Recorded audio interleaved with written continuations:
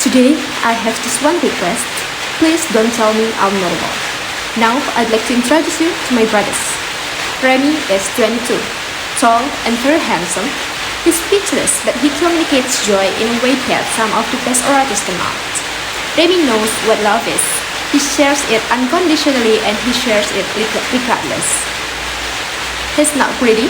He doesn't see skin color. He doesn't care about religious differences. And get this, he has never told a lie.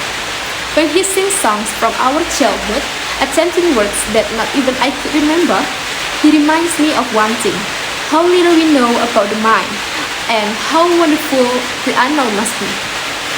Samuel is 16. He's tall, he's very handsome, he has the most impeccable memory. He has a selective one too. He doesn't remember if he stole my chocolate bar, but he remembers the year of release for every song on my iPod. Conversation we had when he was 4, weighing on my arm on the first ever episode of Teletubbies and Lady Gaga's Weekend. Don't they sound incredible? But most people don't agree.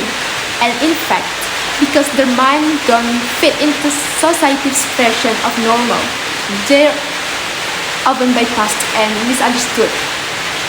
But what lifted my heart and strengthened my soul was that even though this was the case, although they were not seen as ordinary, this could only mean one thing: that they were extraordinary, autistic and extraordinary.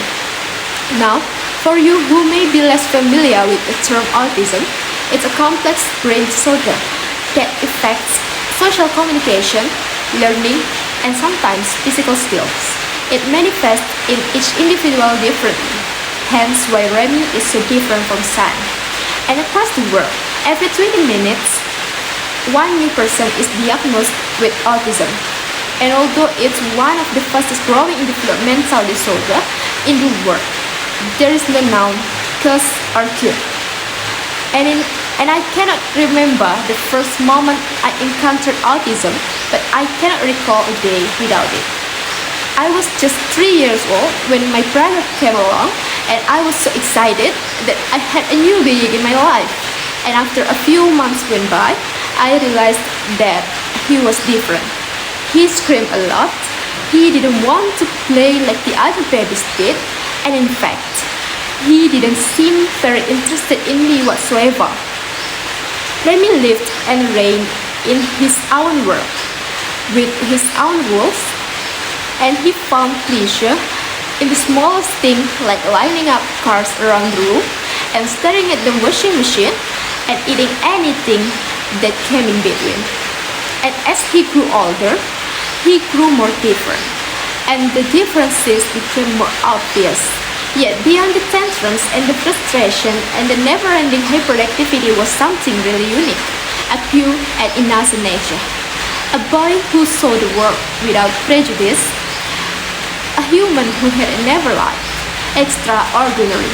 Now, I cannot deny that there have been some challenging moments in my family, moments where I've wished that they were just like me, but I cast my mind back to things that they've taught me about individuality and communication and love, and I realized that these are things that I wouldn't want to change with normality.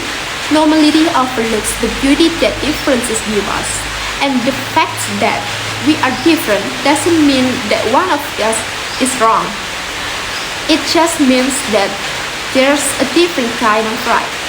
And if I could communicate just one thing of Remy and to Sam, and to you, it would be that you don't have to be normal. You can be extraordinary, because autistic or not, the differences that we have, we've got a gift. Everyone got a gift inside of us. And in all honesty, the pursuit of normality is the ultimate sacrifice of potential, the chance for greatness, for progress, and for change. That's the moment we try to be like someone else. Please don't tell me I'm normal. Thank you.